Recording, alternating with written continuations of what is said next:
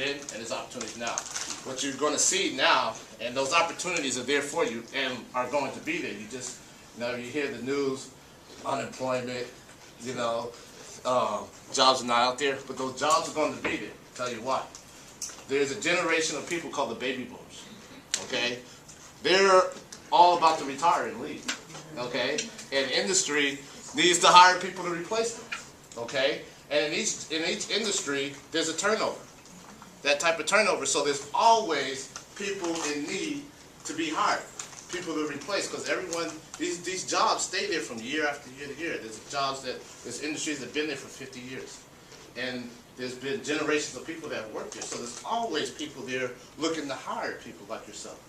Okay, so like take for instance my industry, they have plenty of there's such a great turnover about to happen because all of these people that they hired are all about to leave. So and their fear is we have all these skilled jobs and no one to take them. Okay, no one to come work those jobs, and that's happening in a lot of the industry, especially my industry, which is the oil and gas industry. Okay, my job is I turn oil into gasoline. Okay, I started there when I was 18, didn't have a clue of what oil and gasoline was, but they taught me. Okay, and to be able to learn those skills, you have to be open-minded and willing to go and learn those type of things. And what the oil industry in Southern California is doing right now is they say, hey, we got this big group of people about to retire. We need to start bringing young people in. Okay, and the younger the better. So what they've done is they set up 2-year programs at a couple of the JCs. One is at Harvard College over in Los Angeles. The other is at Coastline College, which is around here somewhere in Los Angeles. In Orange County. And there they have what you call a refinery technologies type course to work in the oil industry. And from there, they are taking students, giving them internships, right? Paying them to go to school, paying them to get an internship, and then once they get to kind of try them out and see what they're doing, and then give them a job. So right now, I have people who are like 18, 19 years old walk into a $25 an hour paying job. Those opportunities are there. Okay, you have to be willing to do what it takes to get it.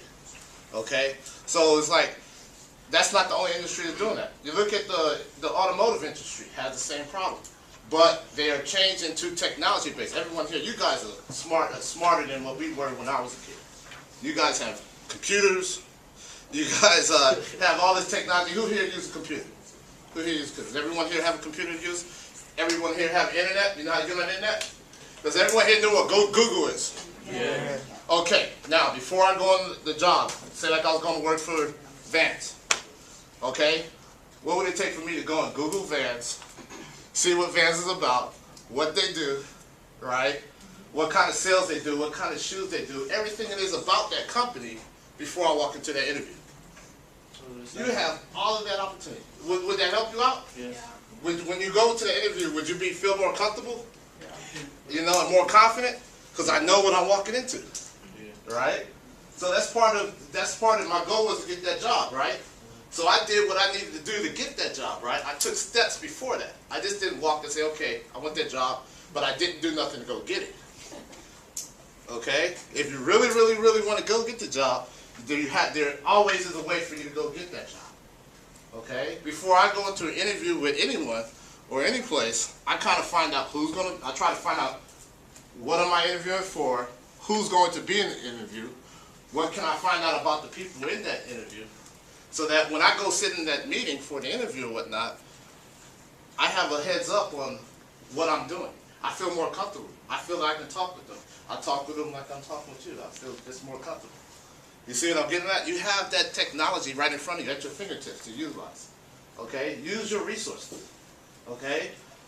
So that's part of it too. So, part of what I'm getting at is I started at a very young age, got in at the ground floor as a laborer.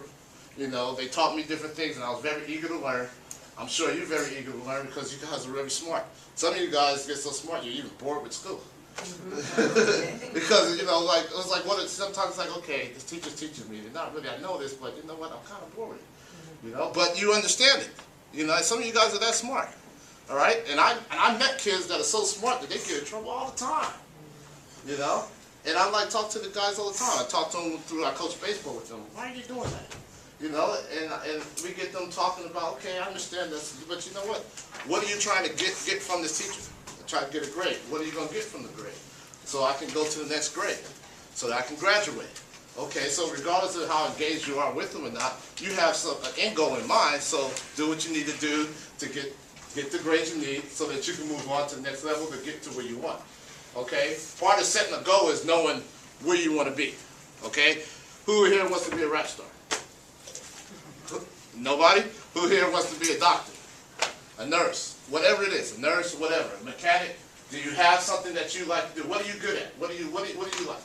Construction. You like construction. You like building things. So would you like to be this great builder of high-rise apartment, or build, you know, or go and build it? So you have a goal. You want to be in construction. Yes. So let's take him for instance. Okay, he liked to be a construction. Okay, so that's your end game. So now if you say this is what I want to do, think backwards on what it takes to get there.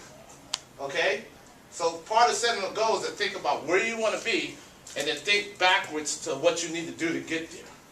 Okay, so what I mean by that is if you took today, this is what you want to be. You want to be in construction right here. Okay, so now today you're right here. So if you took 2% of, if you tried to change something or did something every day to eventually get to your goal right here, right? You eventually will get there, right? But if I wait till here, look how much farther it takes me to get to my goal. Okay? So if I start today, if you start today to do something different to get you to your goal of being in construction, right?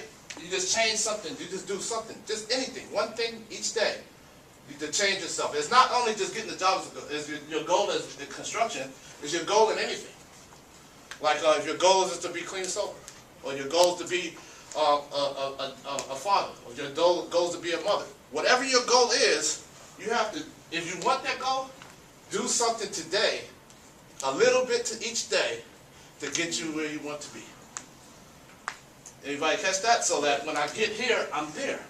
And by the time, so maybe on this day, I only have that much to go. Okay? Huh? It's better than being on there. It's better to be having that much to go. You're right. You understand the difference. That's good. Did anybody else not understand that? You know? So what do you want to do? Change